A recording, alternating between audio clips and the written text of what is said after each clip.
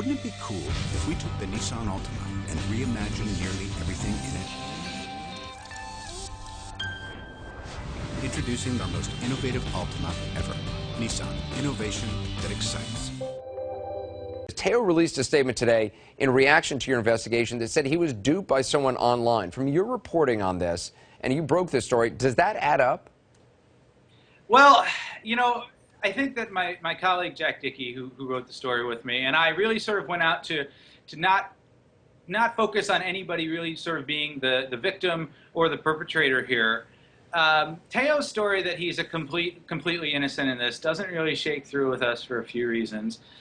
First, we have a lot of stories about how they met.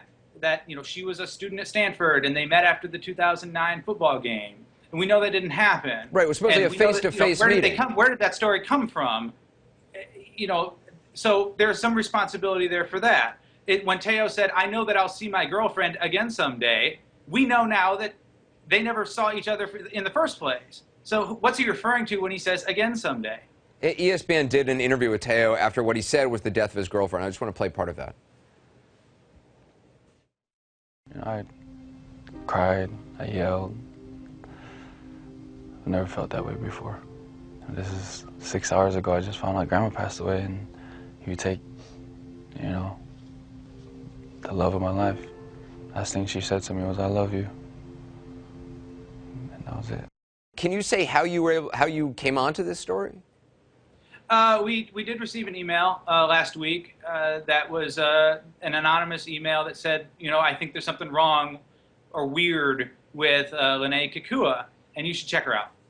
Interesting. And like my colleague Jack Dickey and I started, you know, what do you do when you first want to know something? You Google it, right? You Google search.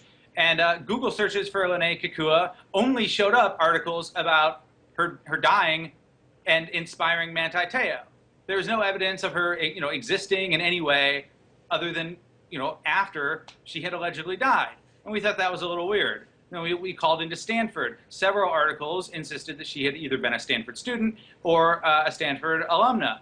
And, you know, nothing checked out there. We called all of the mortuaries and funeral homes in Carson, California, where several sources had reported that she had been buried.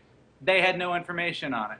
And this sort of really told us that there's something really weird going on here.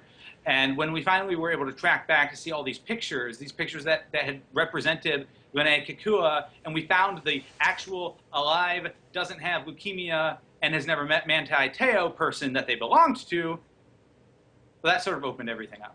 And then were you able to reach out to him directly? I wonder what his initial response was, if you were. Who, Teo? Yeah. We called. He was not accepting phone calls on the number that we had. So we were not. I would love to have talked to him and heard his side of the story, because again, like I say, I'm agnostic about this. I don't, you know, whether he got scammed or whether, you know, he set this up from the beginning. I don't really have an opinion about it either way. I'm just trying to, you know, solve the mystery and sort of tell the end of the story.